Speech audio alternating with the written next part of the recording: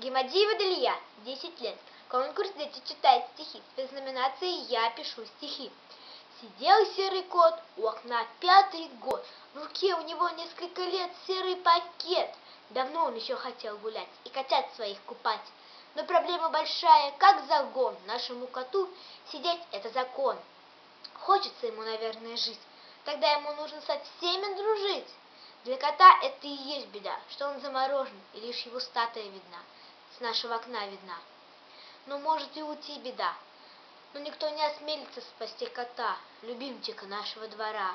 Нужно лишь котят помыть и кота Васю казнить.